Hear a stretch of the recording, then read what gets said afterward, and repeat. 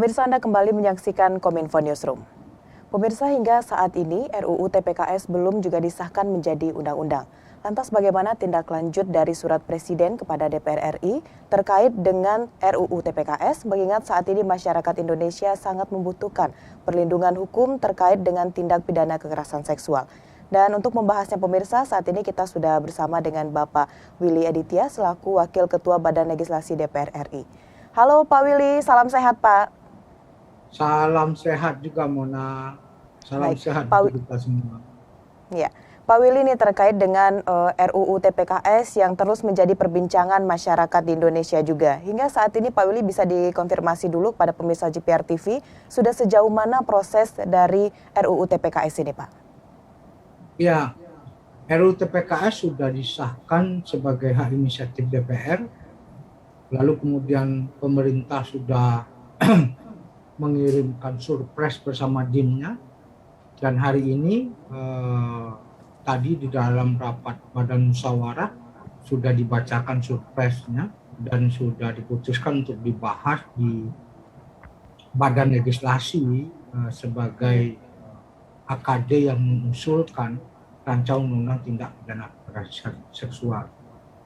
Saya juga sudah berkomunikasi tadi dengan Bu Menteri PPA, Bu Bintang Puspayoga, dengan Profesor Edi Hiraj, Ketua Gugus Tugas. Mudah-mudahan minggu depan kami akan melakukan rapat kerja bersama antara pemerintah dengan DPR RI, khususnya Badan Legislasi, untuk menindaklanjuti surpres dan DIM, lalu kemudian akan melakukan rapat-rapat panja. Kalau tidak banyak substansi yang berubah dalam DIM yang dikirim oleh pemerintah, maka kemudian proses pembahasannya akan bisa lebih cepat. Begitu. Baik, Pak Willy, kalau kita melihat perjalanan RUU TPKS hingga saat ini, kira-kira apa saja yang membuat RUU TPKS ini lama begitu Pak dijadikan undang-undang? Apa saja penyebab-penyebab atau faktor yang menghambat ini Pak Willy? Fakta yang pertama, kalau kita melihat dari proses, karena DPR kan lembaga politik menayang, Ya. adanya mispersepsi, adanya misinformasi di tengah-tengah publik tentang kehadiran undang-undang ini. Memang undang-undang ini diasosiasikan, dipersepsikan lebih banyak sebagai pintu masuk free sex, sebagai pintu masuk seks yang menyimpang. Itu kemudian menjadi gap, ya, menjadi keriuhan tersendiri di DPR. Ketika rancangan undang-undang ini ditarik ke Badan Legislasi, atau khususnya kami mengusulkan dari Badan Legislasi, yang pertama kali yang saya lakukan sebagai Ketua Panja adalah membangun dialog semua komponen, termasuk dengan MUI. Karena MUI waktu itu sempat mengeluarkan fatwa tentang kejahatan seksual. Saya jelaskan, domain yang ingin diatur oleh negara itu adalah kekerasan. Karena tidak boleh individu per individu, kelompok per kelompok menggunakan kekerasan. Bahkan negara pun ketika menggunakan kekerasan itu ada aturan. Jadi yang ingin diatur itu adalah kekerasan seksual, bukan yang lain-lain. Yang kedua adalah ada kendala secara sosiologis yang harus kita ungkapkan, yaitu patriarki. Nah, ini karena dalam realitas kultural, sosiokultural kita, perkara seksualitas itu masih dianggap satu hal yang tabu, satu hal yang saru. Ini menjadi kendala utama dalam proses pengesahan rancangan undang-undang tindak pidana kekerasan seksual. Baik.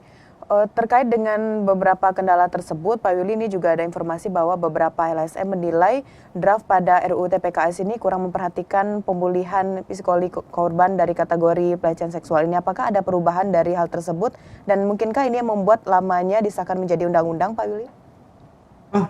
Justru sebaliknya, dengan draft yang sekarang, hak korban, hak saksi, hak keluarga korban itu dirangkum sangat komprehensif. Kita mendefinisikan ada 3 hak korban, itu penanganan. Mulai dari proses penanganan itu sudah langsung ya secara detail. Yang kedua, hak penanganan pelaporan dan pemulihan. Ketiga hal itu dihandle. Ini satu-satunya rancangan undang-undang yang memiliki perspektif korban. Kalau rancang undang-undang atau undang-undang yang lain itu perspektifnya pelaku, seberat apapun kita hukum si pelaku, belum tentu kondisi si korban akan pulih. Jadi kondisi itulah yang kemudian ini rancang undang-undang yang luar biasa. Nanti teman-teman bisa lihat bagaimana ada restitusi juga, bagaimana si korban harus mendapatkan keadilan tidak hanya psikologis, tidak hanya sosial, tapi juga ekonomis. Dari proses penanganan kasus, bagaimana safe house, bagaimana pendampingan psikisnya, bagaimana visumnya, bagaimana pendampingan hukumnya, bahkan di dalam persidangan. Jadi ini juga membutuhkan hanya satu alat bukti. Kalau di KUHP selama ini butuh 2 alat bukti, ini kesaksian si korban aja sudah bisa diproses sebagai alat bukti. Begitu, Mbak.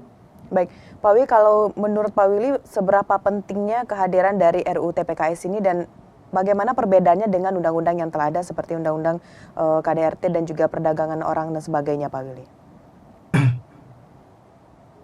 Ini sangat penting karena satu, kita menghadapi situasi darurat kekerasan seksual.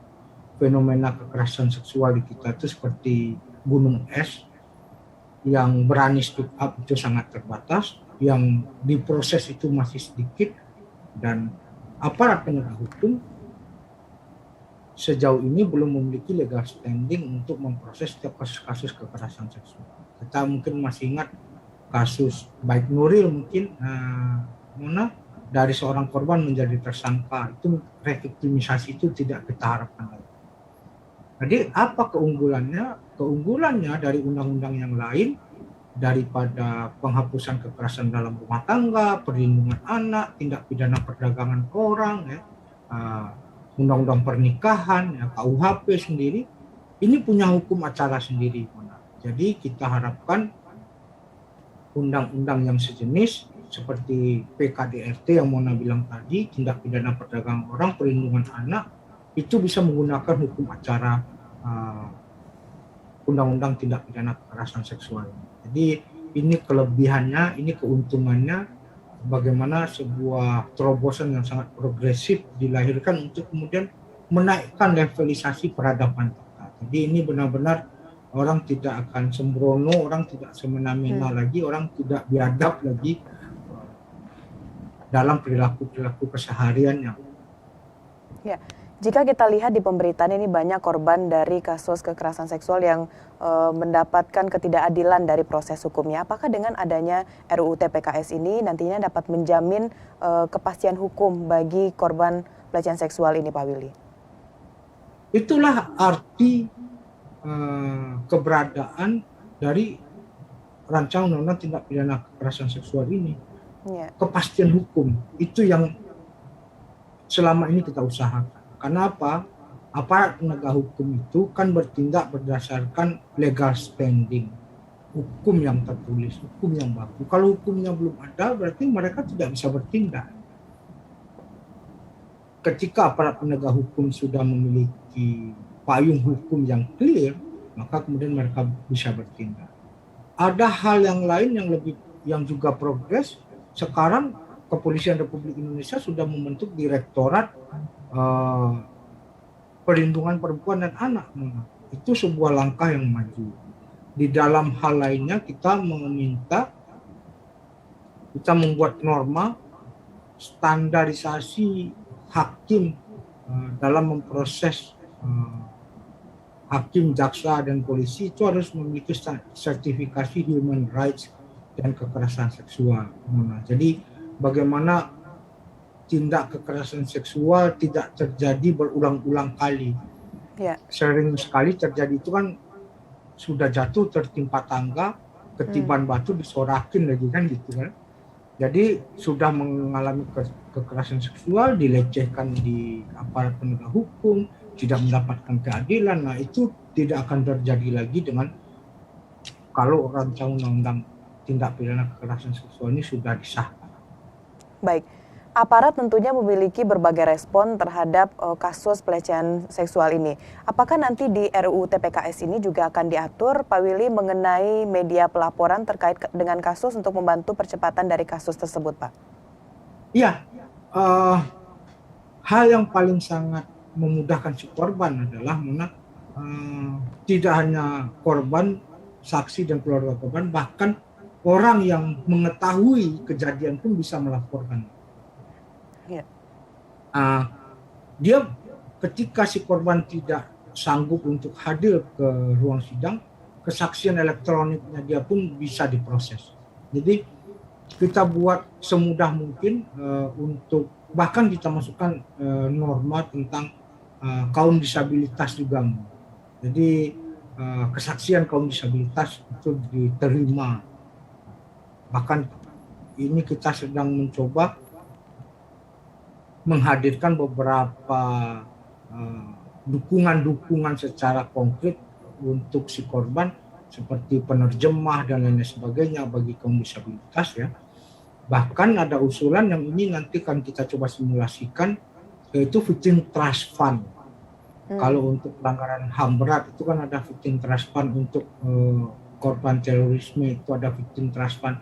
Ini ada inisiatif dari teman-teman ICJR untuk mengusulkan Victim Trust Fund. Nah, nanti kita lihat simulasi apakah negara memiliki anggaran untuk mengeksekusi itu atau tidak.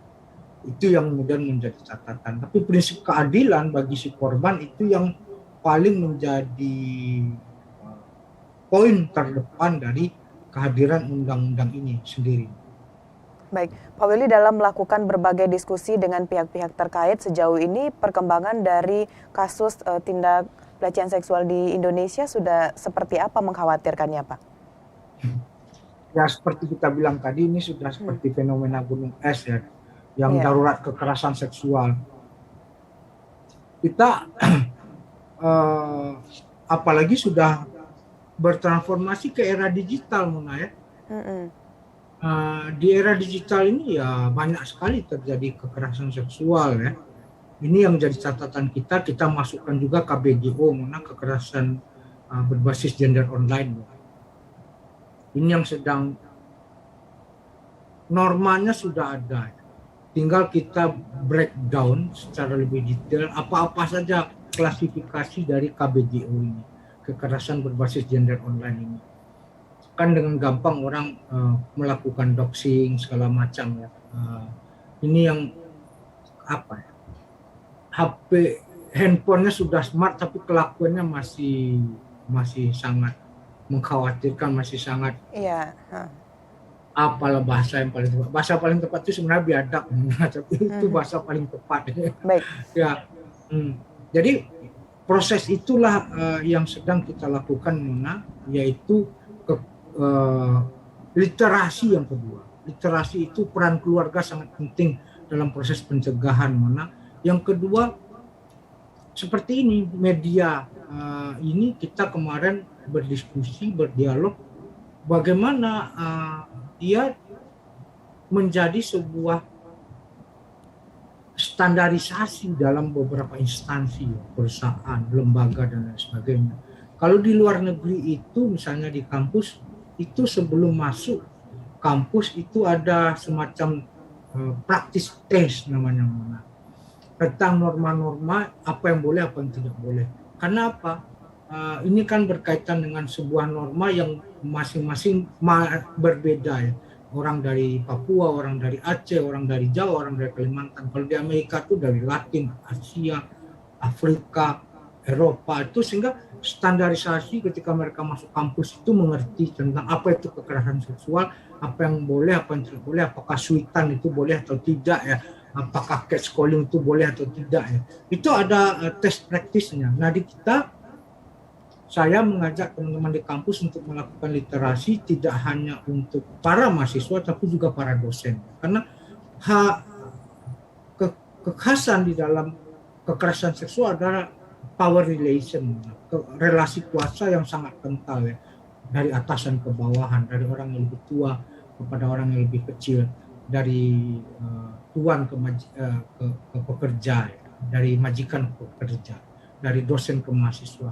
Nah, relasi itu yang benar-benar kita harus benar-benar bikin literasinya, biar tidak gampang terjadi. Ya. Kita anggap rumah aman, ternyata rumah terjadi. Kita anggap rumah ibadah aman, ternyata suci, ternyata itu terjadi. Kita anggap sekolah itu tempat yang lebih civilized, itu ternyata di sekolah terjadi. Nah, banyak tempat itu terjadi, Mona, sehingga kekerasan seksual tidak mengenal ruang, waktu, dan jenis kelamin. Dia tidak hanya terjadi pada perempuan, tapi dia terjadi juga pada laki-laki. Nah, ini yang sama-sama kita harus bangun literasinya.